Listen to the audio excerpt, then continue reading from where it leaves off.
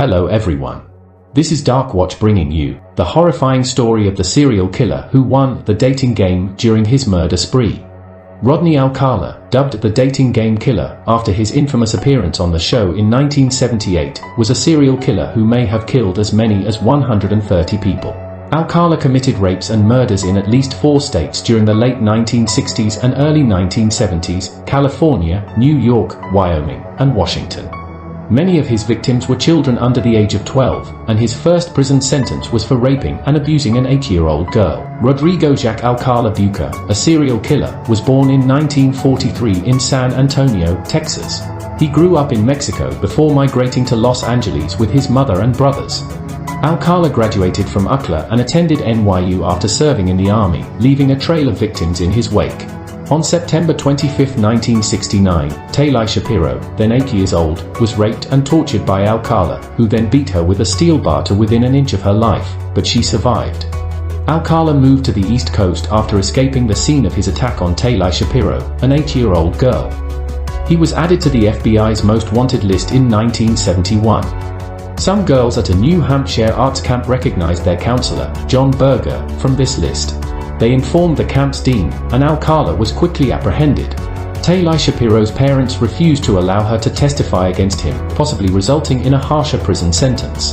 Alcala was allowed to plead guilty to the lesser crime of child molestation and served only 34 months. Though he was a registered sex offender, Alcala managed to land a job with the Los Angeles Times as a typesetter in September 1977. His past conviction for sexual assault prompted California police to interview Alcala in March 1978 as a potential suspect in the Hillside Strangler killings, another set of serial murders that occurred in California in the 1970s. Alcala was cleared of those crimes, and police did not realize they had actually spoken with a different serial killer. Despite the fact that he had previously murdered 3 women by that time, Alcala appeared on the popular game program The Dating Game in 1978 and even became Bachelor No. 1. His criminal background, which included a horrifying 1972 child molestation conviction, was apparently overlooked by the casting staff and producers. Alcala was introduced as a successful photographer who got his start when his father found him in the darkroom at the age of 13, fully developed.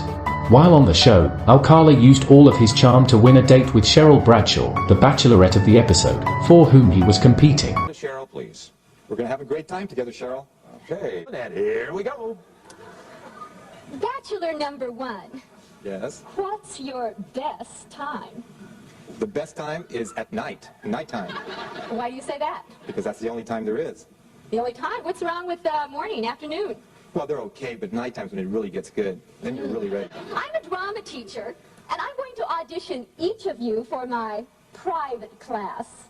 Bachelor number 1. You're a dirty old man. Take it. Come on, over here. Oh, honey, we ought to go out and boogie. Bachelor number 1. I am serving you for dinner. Oh. What are you called, and what do you look like? I'm called the banana, and I look really good. Can you be a little more descriptive? Peel me. Bradshaw thought he was creepy, so they never went on that date. Alcala was a tall, attractive man who pretended to be a fashion photographer looking for models for a competition. His charisma and intelligence may help him persuade others. A woman who missed a date with Alcala because he'd been arrested in 1979 later told people he was so easy to trust. He had a way of talking to people that really put them at ease. In the 1970s, Alcala killed Cornelia Crilly, 23, and Ellen Hover, 23, both residents of New York City. Crilly was raped and strangled in her flat in June 1971 with her own stockings. Hover vanished on July 15, 1977, leaving behind a calendar indicating that she was meeting with John Berger, and her body was recovered in Westchester County, New York, in 1978. In July 1979, Alcala was arrested for the kidnapping and murder of 12-year-old Robin Samso from Huntington Beach, California. A suspect sketch was released for the disappearance of Samso, which was noticed by Alcala's parole officer, who recognized him, leading to his arrest. In 1980, he was found guilty on these crimes. This conviction was reversed 4 years later when the jury was incorrectly informed of Alcala's prior past. A second trial in 1986 resulted in a guilty verdict, which was overturned on a technicality in 2001. Alcala wrote the book U, The Jury, 1994, while in detention, in which he contended that he was innocent. Advances in DNA and other crime scene research produced evidence tying Alcala to more crimes. He'd been forced to provide a DNA sample before he was retried for Samso's death a third time. In 2010, Alcala was charged with the murder of Samso at his next trial. A pair of gold earrings linked to Samso discovered in his Seattle storage locker played a role in the case against him. Alcala showed clips from the dating game that he claimed showed he was wearing gold earrings as early as 1978, but the jury was not convinced.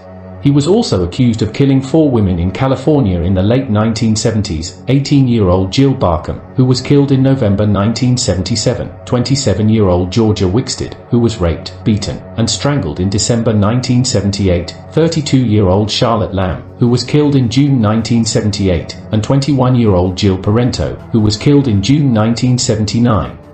During the legal proceedings, Alcala chose to represent himself. He was convicted of all 5 murders in February of 2010. In March 2010, he was given a death sentence. And in 2012, Alcala admitted to the murders of Cornelia Crilly and Ellen Hover. He was sentenced to 25 years to life in prison, but he will only serve it if California releases him. Alcala's exact death toll is unknown. However, some authorities believe he murdered around 50 people, others think he may have taken as many as 130 lives based on the number of photos he took of his victims and the several locations where complaints came in. Alcala's chosen technique of killing his victims was torturing them with repeated strangulation. He would strangle them until they blacked out, then strangle them again when they regained consciousness before the final kill. He also raped and beaten his victims with metal rods and other objects.